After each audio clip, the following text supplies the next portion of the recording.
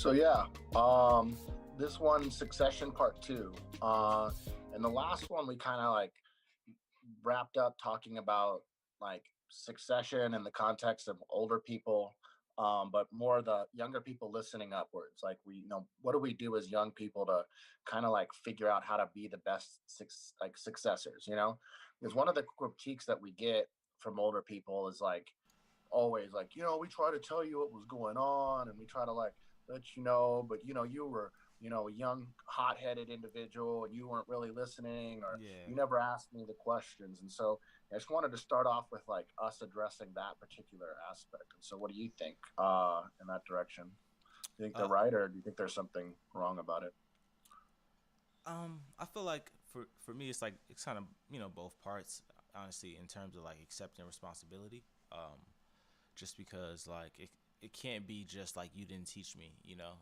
There has to be some sort of like, also self like interest or self motivation into like wanting to learn about it or putting yourself around Right. other individuals, not just like trying to get it from one person. Maybe just exhausting all of your options in terms of like trying to reach Hmm. out or connect on that level.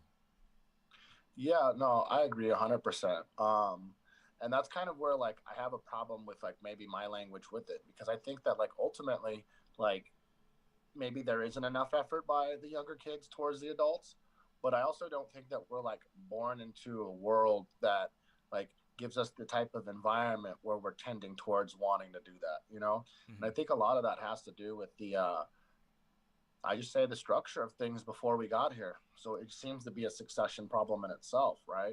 It seems like maybe the reason why it's hard for us to listen is because you guys haven't actually got good enough to listen to. Hmm. Because like one of the things I see a lot of people do, some like I tend to try to not do it, but like I'm too young to like it matters in my life. But Hmm. like a lot of the adults will tell you how things were in the 90s and the 80s, Hmm. and they're not really talking about how things are now, because like even themselves are using cell phones, and then like they'll be like, well, the election was just like how it was in the past, this is the same type of thing. No, it's not.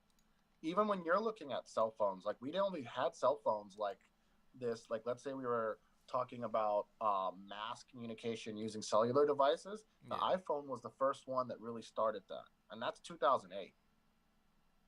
So we're in such new territory. The fact that we're not having more conversations about what these type of mediums are doing to ourselves is a real big problem. I mean, it's not like we're not talking about it. We're all like saying something about it, but you see everybody just kind of like going like this with their phones instead of like putting the phones down and really asking like, what is it that we're losing, or what is it that we're turning into with these particular devices? Yeah.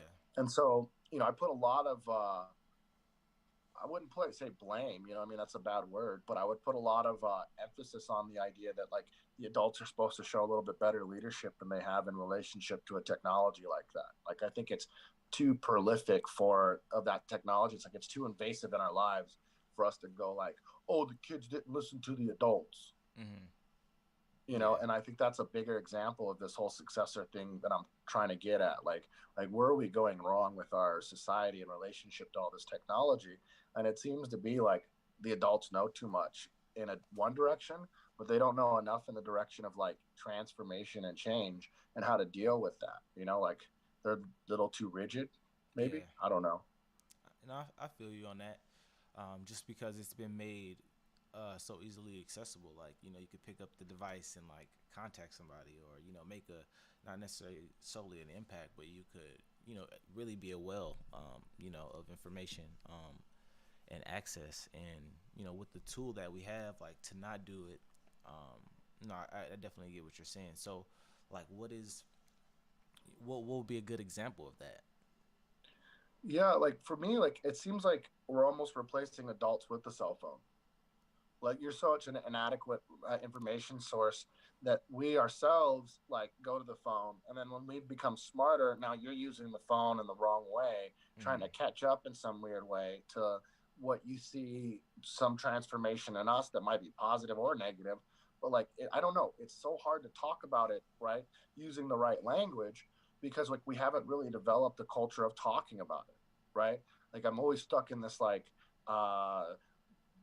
they did this or they did that, right? But really, it's like a we did this to ourselves. And So like we're finding ourselves in this place where we're supposed to have adults who are a little bit, in my opinion, more aware of what's going on, you know. And if they're not aware of what's going on, they're supposed to be working as hard as they can to gain that like clarity. Yeah. And I don't think they're working towards clarity, especially with like it's just like okay, like the what we're talking about succession, right?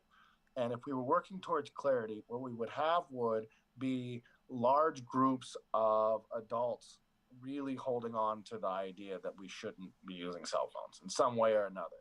And they're actually measuring themselves against the larger group of people Mm-hmm. who are using cell phones and asking profound questions about what's the difference between the nervous system structures, you know? I Yeah. mean, that's like a hard thing to set up. I'm not saying it's like an easy like setup, right? But it seems like we're so far off from having the type of like organization that we would need, like at all for any project. Like okay, like look at global warming, right? Okay, somehow our generation is going to have to organize without the right people. Like the world was organized in such a way we're combating global warming. We're trying to figure out how to transform into it, right? So all the adults right now have conformed to this world or built this world, and then now they're going to hand us off this world instead of us like them changing while they hand it off. They're just going to be this rigid problem the whole time, Right. and then they're gonna die, and then somehow we're gonna have to like be different without their permission. Yeah, and just kind of figure it Or out. yeah. So it's like so hard for me to like gain like the best language on it because it's like a hard problem that we're dealing with. Because like I said in the previous one, like you know we have the longest living generations ever now. You know, like people are living so much longer, and wealth and power transferring slower from generation to generation. Like one of the things I think that needs to really be emphasized here in the early 21st century is the adult relationship to the younger person and like wealth information transference. It's like one word, you know, like a bunch of Korzybski hyphens, Yeah, yeah. you know, I because like like I that. don't think that yeah. Um, because like you know, you're making this joke before the podcast, right? And I know like she's in the House and he's in the Senate, but like overall, like you know, Mitch McConnell's like karmic journey through life because he was such a jerk ends up being AOC. You know, she's like Mm-hmm. following him up. You know, if he's supposed to be like some like maniacal white supremacist mastermind of the Senate who's orchestrated all these particular games over the last like 30 years. Can you just imagine like in the grand scheme of things, AOC following him up, you know, and it's just Yeah. like a bunch of people like AOC. But like, why is it such a hard difference between Mitch McConnell and AOC? Why isn't it real? Like, why wasn't as soon as AOC like let's just ignore the racism there and the sexism there, right? Like let's just admit that they're there and ignore them so we can ask a question, right? Um, why wasn't Mitch McConnell more prepped to like just bring her on? Like one of the things I see in the world is like we got like a conservative guy going, well, those people don't know how to act, right? And they're not offering leadership to those people. They're literally letting people they don't want to lead those people, and then they attack the whole group instead Yeah. of actually like providing themselves leadership for that person. If Mitch McConnell really cared about the future of his ideas and like the future of conservatism, the first day he saw her, he should have recognized her power and started grooming her towards the future of conservatism. Mm-hmm. But like it's no, all of a sudden he's going to make her more powerful in a different direction because he's such a like off-minded person when it Mm-hmm. comes down to like what he actually is and what he's actually trying to achieve in his life, you know? And so he's not looking at like the youth like that. You know, Mm-hmm. he's looking at himself as the youth and her just as the youth, and they're competing against each other still. Yeah. So And I instead of like looking at it as like you know, what kind of impression can I leave on the next generation? It's like, well, if they're not following, you know, the wave that I want to go in, or the you know the things that I hold to be valuable, then we're in competition with each other. So I don't need to leave my impression or like my imprint more so, not necessarily just an impression, but like you know, just kind of have an impact on that person's life or legacy. yeah, this is like I think the heart of the matter of what I have at the problem of like this conversation I'm trying to have in and around the word succession, right? Is that like the older people are way too competitive with the younger people instead of taking a different role. And it makes it really hard for us to find the actual like chain of leadership so that we can actually build a future, and so like I find myself like, just like wondering like what it's like how do we like get the right language out there so that I can be able to like speak clearly. I think we're gonna have this conference in the fall, right? This like what did we end up with the name, or what did we settle on for that one? So that one's gonna be it's gonna be the Root Conference. Yeah. So the Root Conference, right? And returning to oft-omitted traditions. And, my goal with that is to get a couple old heads in the room with myself and like a couple other young people, and then start this whole idea of succession in itself. Like, hey, look, I've picked you. You know what I mean? I picked you today, like, and you guys are here for this reason. And so, like, let's try to get this all going, because I think we need to have greater language when it comes down to like a transformation of the adults before they die. Yeah. Because like if we're gonna have like a revolution, like all previous revolutions, if you really think about it, were young people killing adults. You know what I mean? And if we're gonna have Mm-hmm. a nonviolent revolution, it's got to look like the Succession Project. We have to have a transformation in the way that we understand ourselves in relationship to ourselves, so that we can play a less violent game overall. Because Right. like the level of anxiety that's building up with the youth and with everybody overall, because of this hyper competitiveness versus this like social collective harmony that we could be doing, like Yeah. sounds kind of strange and utopian, but it's a problem. It's the problem in itself. And if I could address it, we're all competing with each other instead of working as like a big tribe Right. where everybody has different jobs, but we're all like really uniquely tied to like everyone's job, as if like it matters.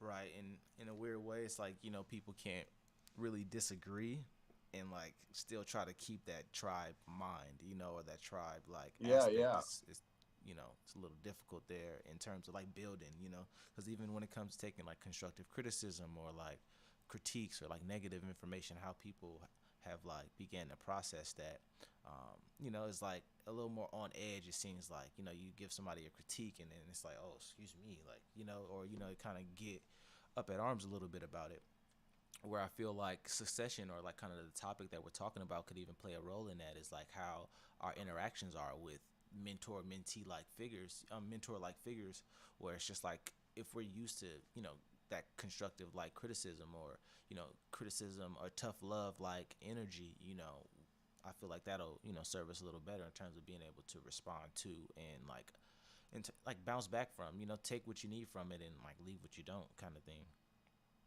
yeah. Like other than a university, where's a group of adults any kid can go to learn from? Yeah, no, that's very true. Like, yeah, right. And we're missing that whole link. It's not like the kids didn't set up like the group of adults. It's like they chose to like not do this. You know what I mean?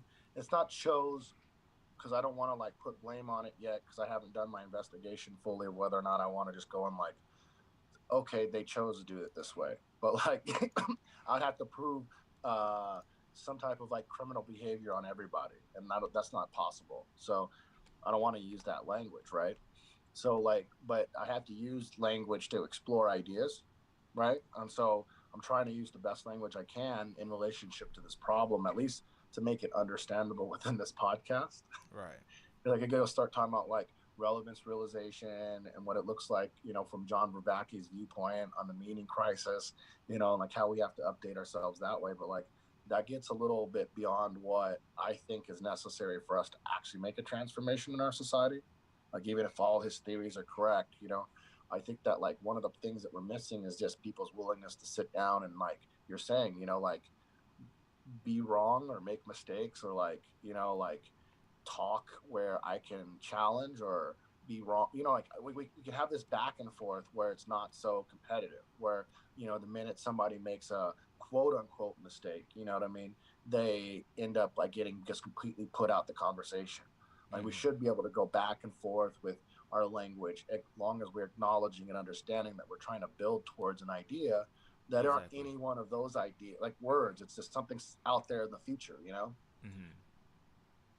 And so like I think we can like, you know, I don't know, like I think like I'm at the edge of my thought with where we should go in our society with this particular conversation, because it like requires such a massive transformation. You can see why our previous talks were about walking and food Mm. and all these other traditions, because to get this type of transformation that we're talking about, it looks like we're going to need to sit down and eat and then Right. go for a walk.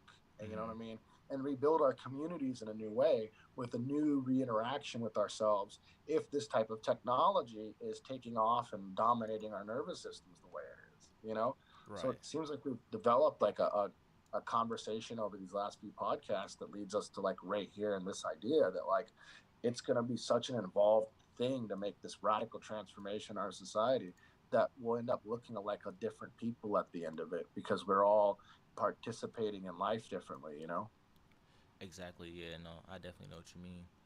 And I really like how those episodes kind of just set everybody up for just being able to kind of, because it's really like a blueprint almost for like building community, if you will. It's just like the basics that you all have to go through, and I'm sure some of the future episodes that we'll have will kind of further elaborate on ways into which like these traditions that we kind of touch on are healthy ways for people to coexist, and like when you get old, how to pass the torch, or and all those little nuances. So I'm really like enjoying jumping into these topics, and just kind of shedding some light on it in hopes of inspiring just like future conversations and like dialogue around it too. Yeah, man. Like I think like with I'm starting another podcast like where with this guy named Siam.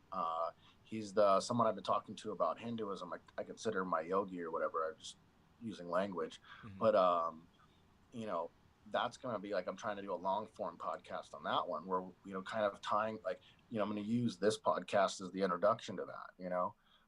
Now that I've like sat and listened to it and thought about it and like kind of caught that awareness of like, yo, look at what we're talking about here.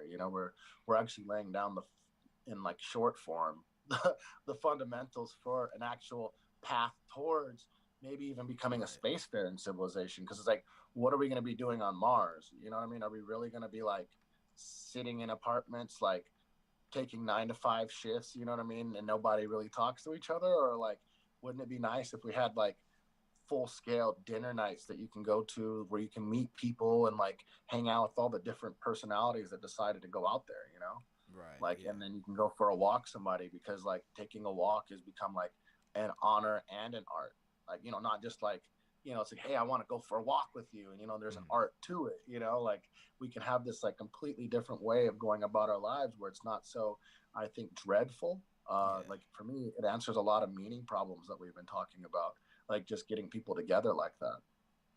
No, that yeah, very true. I mean, given kind of the state of where the world is now, it's just speaking to the future. But more so than anything, I think that like when it comes to bringing people together, like those things lay it out like perfectly. Yeah. Yeah. I think our next podcast should be just the social. Mm-hmm. Like obviously like there's like a hint of antisocialness and that we're trying to address in each one of these podcasts. Yeah. And so I think that the most important tradition that we have to get to is this idea I've been like throwing around. It's a quote I use. We are a social species with a theory of individuality, Mm-hmm. not an individual with a theory of social. Like me and Right. you are like a part of this grand social thing, and we think, and the theory is that by partaking in individuality, we're strengthening ourselves, not for ourselves, but for the social, Mm-hmm. right? And there's got to be that aspect of it, because that other way of thinking that I'm just strengthening myself just to strengthen myself, and then it's convenient to strengthen myself by going and sometimes participating in the social. I Mm-hmm. think that's what we sell, and we need to sell the other thing, that I'm a social being, and that anytime I go and do any individual activity, it's there to strengthen the social personality that I have, and not the other way around. Mm-hmm. And so I think that's kind of where I'm going to be leaning towards talking about. It's like getting us out of this individualistic bubble through different practices and towards a more social self, because I think that the social self is the thing that's been most dampened by like things like the cell phone or the TV or the radio, you know. So if it's electronic in nature, what it's doing is preventing us from spending time socially, and we're social animals. So there's a lot of problems that come out of that. Right. Yeah, that's very true. And too with the cell phone, you know, because like people can be anywhere in the world, like in their homes on it, but like really in social spaces where it's like, you know, if you're like the only person there, you don't know that many people. Like how many times have you seen somebody just like pop the phone in front of their face, and it's like it kind of gives you a reason to Yeah. be like there and not just standing there like looking at people or like looking at the wall or something like that, as opposed to just going up and like, you know, hey, I'm so and so, and what are you guys up to? You know, just kind of like putting yourself into like a social position. Yeah, I think that there's a lot of anxiety that comes from that. And I think that that same type of anxiety is prevalent in our society to such a degree that it goes back to the succession thing. Like, Mm-hmm. it's who's practicing approaching adults right now, like legit, over and over and failing at it. Like, and which adults are practicing approaching children and over, or not children, but like younger people over and over and over Mm-hmm. until they figure out how to like become the type of person who's best for them. Yeah. That's not happening. Like each one of us are just like retreating in some way, and like that's the thing that just like absolutely terrifies me the most and makes me do all the work that I do, you know, is like instead of like pushing hard forth into the future, we're like slowly retreating from it, scared for no reason at all other than we just like have missed the social aspect of ourselves and how powerful that is at overcoming anything that could happen in the future. Yeah, no, that's very true.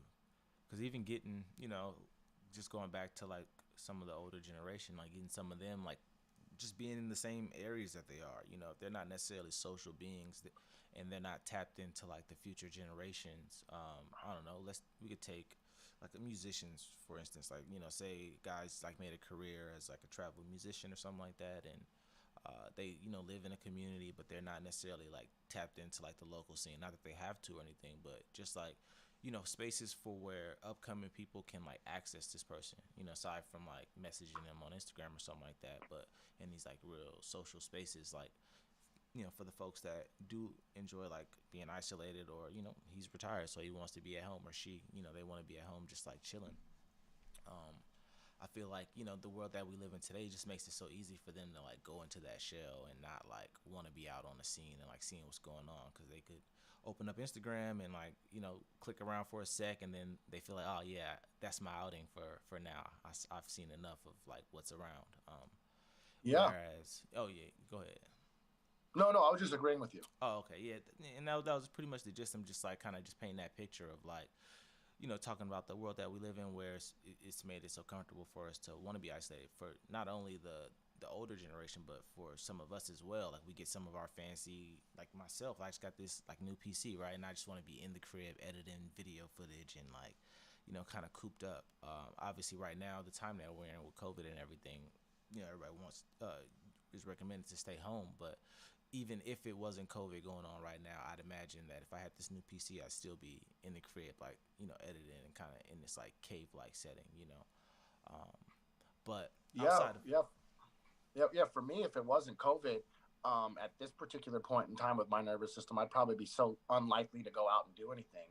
You mm-hmm, know what I mean? Like, I'd be like so just like into this zone. Like I'm like begging for some type of social right now. You know what I mean? It's weird on my nervous system like that because I've been cooped up like that the whole time. yeah, But yeah, like, it plays to what you were saying. You know, like, uh, there's times in the last few years where I found myself kind of looking up, and it's been a few weeks. You know, you mm-hmm. haven't like really too much interacted with anybody. You know what I mean? And you got to make this like strange like step forward back towards like every or like step forward back step forwards towards everything. You know, like we were talking about it in one of them. We're like, you know, like we'll go get ready for like a show or whatever. By the time like the show's done, like there, you know, it's like, oh, there's people around, and I'm anxious, you know, because like, Yeah, uh, hi, how are you? You know, because like you haven't like gotten to go do a lot of stuff recently, you know. mm-hmm, And I think that's one of the things that like these like this world does already. Like I think that's one of the things that like both our parents and grandparents talked about in relationship to like, you know, how hard I work, you know, like it's really like I work so damn hard, you know how hard it would be for me to go like out there to like go shake hands at the bar right now and go do it like I used to. I'm so exhausted, and it's been so long since I've done it, and it's such a high level processing. You know, you have to almost be in the social all the time to be good at it. You know, stepping away like we do ends up making us worse and worse and worse and worse and worse. Where we're like, well, now all just standing around and we all just allow each other to do our phones and we just count that as the social. We've reduced it that far, you know? Yeah, no, I know what you mean. Yeah, and so we're like almost like, you know, just to keep within the topic of succession, you know, we're not handing down any good principles. We're not like modeling ourselves off of like the best people, you know, like we're not even modeling ourselves off of really people, because a lot of what we're modeling ourselves off of are these phones and what we see on them. And there's a big chance a lot of these like Instagram models you find really hot are just bots out there, and Instagram's testing out image bots and seeing if they can find out if they can make their models better than real people, so that they can give them all the money instead of the actual model. Right. Like if I can make a digital version, if that's what you're buying all the time, right? Like if you're buying like OnlyFans or you're getting Instagram, right? And you're buying that all the time. Well, if I can create an artificial version of that, then I can, and you prefer that over another person, then you can give me the money. Right. Like Travis White, because I have a good machine learning model. And so a lot of people like this is, I mean, this maybe is a far off podcast, you know what I mean? About like, this would be in a different podcast altogether, because we're talking, this isn't a tradition yet, you know what I mean? Yeah. This would be like warnings about the future, but like, you know, just a little hint just to make it kind of cool right here at the end. But like, you know, we all have to think about this whole deep fake thing in relationship to all that I might end up giving that the goal of Instagram and the reason why they're free is because they're machine learning my nervous system until they can get a machine learning algorithm that I prefer over real people. And then so then I'll give all my money and attention in the same way I give Instagram when it was real to fake things. That's what the Instagram algorithm is doing right now. Think about it, right? How can you verify any of these people are real, especially those ones that are like, oh, I'm just shy and I keep, you know, like the whole idea behind a lot of these famous people is to keep that level of anonymity because you're not safe. Right. And so we allow that anonymity. I'm not saying that we don't need to like, I'm not saying that that's not, it's not that we allow it. You know what I mean? It's there for a reason, but that reason's being exploited, you know? And so, like I said, that's a whole long conversation. I can go for hours on like all the different parts of the internet that are machine learning you to get you to prefer a digital version of itself over the real thing. And then when it's done that, like I'm talking about Facebook friends. Yeah, Facebook's only project is to get you addicted to digital personalities. Right. Yeah.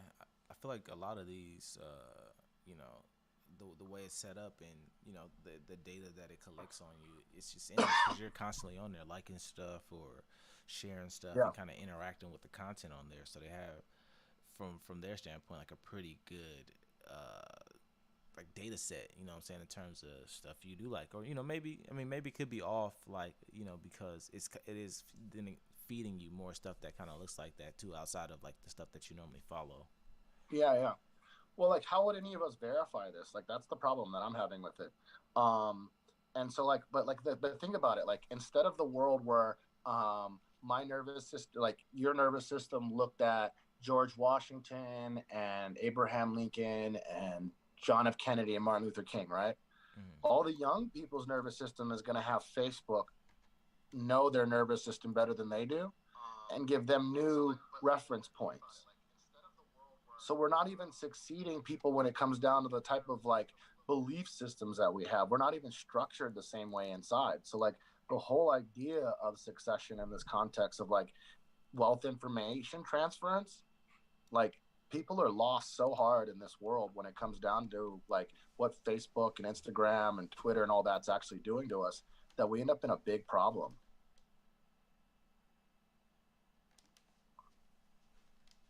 Like a really big problem. Yeah, no, and I know what you mean there too, because it's just like a it's real thin line there, you know, between like Yeah, what it we're is and really like what it replacing could be. ourselves with digital reference points. And that's the type of world that's being built faster than a world where we're like coming in contact with each other. You know, Yeah. like even me and you right now, like me and you could have both been in like some like strange hallucinogenic trip where we're talking to digital versions of ourselves. Mm-hmm. Luckily we're recording it and we can verify it later through that. But if we were just like, it could be really fucked up where like the machine learning algorithms is good enough to like make sure that this call never happened, Mm. simulated you, simulated me, or simulated me for you and you for me, and then tomorrow we never actually talked to each other, but we can say we had a great conversation last night. Right. That'll be crazy. It's possible that that's happening right now with Zoom. You know that it's Yeah. learning that's what the Zoom. That's why it's free for everybody around the world, so Yeah. that it can figure out this. Mm. I I got have a you. real paranoid look at these algorithms, but Yeah. I mean, Elon Musk, like he said on Joe Rogan, I try to warn everybody for like 8 years, and they didn't listen to me. Right. And then niggas building rocket ships to go to Mars. Yeah, he out of Well, here. and he's also trying to give everybody free internet, because if we can give everybody free internet, maybe there's an alternative to this program of mass manipulation on Internet 1.0. Maybe Mm. the need for Internet 2.0 comes from our like lack of ability to like choose our own self-reference points. Yeah. Because it's strange what can happen with these particular like digital mediums. Yeah, no, that's very true. And just depending on like who it's in the hands of, it's like fighting that battle of like, there's things that are good for business, but then there's like the morality side of things that kind of come into play there. Well, yeah, when we talk about the morality side of things, you know what I mean? Like, I'm always going to be bold enough to say, yeah, it's in the hands of like white supremacists. Mm-hmm. You know what I mean? And then there's people who like don't give a fuck about business at all. Sorry to cuss in this podcast. I try to avoid it up till now, but it pains me too much to talk about this to not curse a little bit. But Mm-hmm. ultimately, if those are the people who are dominating and choosing everybody's self-reference points, and these things are being simulated to that degree, what do you think they're trying to do with them? If it's only white dudes who have this, you know what I mean? There's not a single black dude, or there's not a single woman or anybody like that. Everybody's pushed out of the room for the exact same group of people who caused World War I and II and slavery and white male dominated patriarchy. Those same group of Mm-hmm. people are now going to have self-reference point shifters and have machine learned everybody to such a degree that they figured out the actual digital inputs that people prefer over real reality, Mm. right? And so those people are going to be able to give people signals that they prefer over real reality in like large, and like essentially it's like a way to program the human nervous system, Right. you know like. And so ultimately we are in such a weird strange place. Like, I can only like try to talk about it fully, you know what I mean, like when it comes down to it, like try to like get us to a place where we can understand what type of world we could have, and then like go and say like, well, look where we're at. Yeah. Like, are we taking walks with each other? No, we're on our phones. Are we eating with each other? No, we're on our phones. So if we're all on our phones and we're all on our computers, and there isn't these traditions out there, then now we're stuck, like I'm saying, we're stuck exactly where we would be if these individuals were trying to machine learn us and then reprogram us through that machine learning session. Right. No, that makes sense. Yeah, I mean, like, you know what I mean? You want to go conspiratorial with the Mm-hmm. global pandemic, you know what I mean? All you have to do is go and say, oh, they just faked the global pandemic so we'd all sit home in front of these machine learning algorithms so that they can get one step ahead of all of our thought processes of each other. Now, that's not what's actually happening, but it is happening. Mm-hmm. Like the COVID's not fake, but they for sure have gotten more data in the last 9 months than they thought they would ever get in the next 20 years. Right. Yeah. They know you better than you because they know you in your weakest place with all your stuff taken away from you. Right. Yeah. They know what your patterns of neuropathy are going to be in relationship to like how you act in a global pandemic, which is also just a simulated high stress environment. Like, it could be anything. It could be like, well, we all have to stay inside because of X or Y or Z, right? And Mm-hmm. that level of anxiety that you get has now been witnessed by machine learning algorithms. and manipulated and played with in some way. Yeah. So on the topic of succession and kind of even just comparing this to like what you were saying with like Mitch McConnell and AOC, like just one side being, what it is, so much so that it'll breed like this new thing. Do you feel like it's the kind of same with this whole like the tech thing, or is that just like a whole different thing in itself? Like, yeah, I mean, like in a karmic sense, I'm hoping that what's happening is like, why by myself and other people talking about what's going on, we're able to actually correct this issue mm, because it's a real issue. You know what I mean? That people's self-reference points are being dominated by electronic medium in the direction of individuals being able to dominate those self-reference points so much people could be sold from one political party to another. Like the Facebook Cambridge Analytica problem, where Cambridge Analytica stole that Facebook data. What they did was fed it to a machine learning algorithm and then micro targeted individuals with advertisements to get them engaged in politics when they weren't likely to get engaged in politics until Cambridge Analytica started fucking with everywhere on their like on their computers and stuff. yeah, Like, you know what I mean? Like high level micro targeting. Like they would micro target this individual through Google, through Facebook, through this, through that. And so then this individual's like algorithm slowly starts turning into a mind manipulation tool because they've learned about this individual to such a degree, they can start like playing with them like that. yeah, And this weapon's been launched and deployed in the last two elections. Like, I know everybody wants to say the COVID's the reason why everybody voted, but to me, the reason why everybody voted is for the exact reason why they said, they are using these algorithms to find people who have never voted, who the poll watchers wouldn't watch and think that they would vote. And they've used Facebook to re-engage those people in politics for the first time ever and are launching them as weapons towards both the Republican and Democrat Party. The Democrats ultimately bought more people this year than the Republicans because Trump blew all his money to shady crooks who didn't use the algorithms correctly. Like the Democrats got it as the idea of like, oh, this is a fucking weapon being used. And Donald Trump thought about, think about like the difference between a smart person and a dumb person using a weapon. So Donald Trump feels like he won because he like paid to win. Yeah. And the Democrats know they won because they paid more to win. And that's how it works. And we shouldn't be playing with people's nervous systems like that wholesale for manipulation. And if we're doing that wholesale in a large scale, you can see why succession in itself is the topic. Because like who's choosing all of these people to like go into which camp and how are we playing it up? Is it like I'm actually getting chosen by adults because they want to participate in my life and my well betterment and the betterment of the social community that we've developed called the American dream, right? Or are we in a situation where these electronic medium are sending us signals and that's what's choosing our patterns of behavior? Right. Like because like either we're going to succeed each other or we're going to all just become the computer thing and then like that succeeds us. Like humanity's like slowly dying right now, and what's starting to rise is a new electronic entity that determines our being for ourselves. Instead of me going and saying I want to be a piano player and I go find out the piano players, this thing's going to be like, well, Ted Cruz needs a piano player, and that's why you became a piano player. Because Ted Cruz already bought some of you in an election. If this gets wide scale enough for everybody to listen to it, But some people have been bought by Ted Cruz so that he can go try to battle Donald Trump in 2016.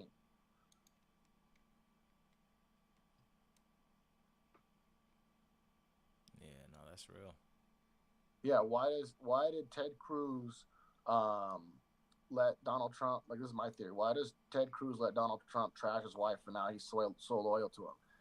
Because Ted Cruz honeypotted himself by using that. Yeah, he made himself manipulatable because he used the weapon against his voters in such a fucked up way that now he had like if they could just ruin him by telling him what they did. Yeah. So that's why Ted Cruz has become Shady Ted Cruz. You know what I mean? I still think he's the Zodiac killer, by the way. I knew you were about to say that. Yeah, so we As can soon end as I that heard you on say that. Ted Cruz, I was waiting on that. Yeah, we can end it on that. We'll just like put like a little thing like Ted Cruz is the Zodiac killer and like fade out. Right. Yeah, question mark, so that we're not liable. We're not saying anything. We're Right. asking a question. Is Ted Cruz has never provided any evidence that he isn't the Zodiac killer, and every evidence that he's provided so far, that's exactly what the Zodiac killer would say if Right. he said, you know what I mean? So I call shenanigans. Ted Cruz might be, might not be, Right. Do like could Jesus be, and Mero. isn't. Allegedly. Allegedly. Allegedly. But look, dude, I think we might have to go to the Supreme Court to get Ted Cruz to prove he's not the Zodiac killer. Because I'm unsure, and I'm sure he's good enough to hide the evidence. So we're gonna have to get him to prove he's innocent. I mean, isn't that's kind of the way things are going nowadays too? It's like you don't have to necessarily prove that there is something going on. You just got to get them to prove that there isn't, and then Yeah, well, that's the game. Like no one can prove a not, all right, and so by getting people to like, you have to prove you didn't drive a car. What the fuck is that? You have to prove I drove a car. right, yeah, Once you've proven I've driven a car, I have no argument about my not. It's that yeah, easy. yeah, And if I have to go prove I didn't do something, I can never gather enough information to prove I didn't do something. yeah. No, I know what you Yeah, mean, man. because all I would have to do is just get like the only thing that can be gathered is the information of did I do it. If you can gather information that I did it, then you can prove I did it. There's no way to gather information to prove I didn't do it. It's the craziest concept ever. And that's what Donald Trump and them are trying to take this to the Supreme Court, is to try to get the world to prove this shit was rigged, even though every source of information is saying it wasn't. Right. Oh, crazy. Yes, sir. Yeah. Anything you I want to think we throw should on the just end end of on the this Ted before Cruz we? part though, instead of this, man. Like for real. Like this is for like I'm messing around. Like Yeah. I just want to be funny about Ted Cruz because I think he's a criminal. And then I think everybody who's used the Facebook Cambridge Analytica data is a criminal. Mm-hmm. I think everybody who is spending time not talking about what monitoring each other with marketing algorithms and sending like little signals that watch us and manipulate us is a criminal. So I think we live in a criminal society. Yes, yes, sir. We do.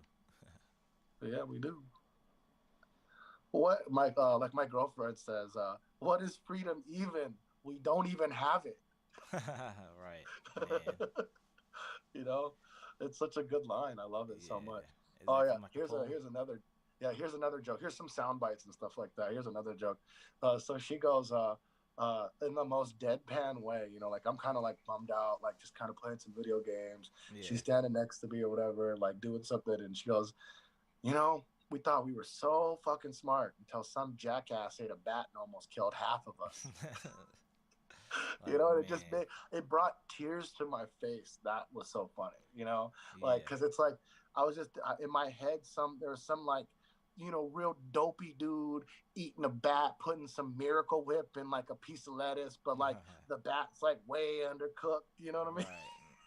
And Man. like he could have been eating everything, but like it wasn't even like on some poor stuff. He was probably one of the richer dudes in the city, but he like has to have his tradition and spend his money. So he Yeah. went down to the dirtiest market to prove himself the biggest tradition guy, and like yeah, that jackass got us all killed. Yeah, like we've You made it know, this far from like the earlier stages of humanity to like damn near having flying cars, and then it's just like, yo, a almost nigga get eats a wiped bat, out. or yeah, it's like a pangolin. You know what I mean? But like Yeah. the fact that nobody even knows what the fuck a pangolin is, you know what I mean? And we have enough cows and chickens on Earth so that nigga couldn't, you know? Yeah. Like that's a bad show. Yeah, Yes, sir. bad show. Here's another soundbite. I finally figured out the one line like out of everything I've read in my whole life. Like right, Tom? I've read and read and read and read and read and read. Like I'm talking about Wittgenstein's philosophical investigations 3 times. You know what I mean? Science and Yeah. Sanity 4 or 5 times. You know, what I mean, 900-page book. Summa Theologica by St. Thomas Aquinas, 2,500 pages roughly. You know what I mean? Yeah. Ate that. You know what I'm saying? The one line out of everything that I've read that actually describes humanity perfectly, like 100% in one sentence, comes out of Pokemon. And that line is, "It hurt itself in confusion."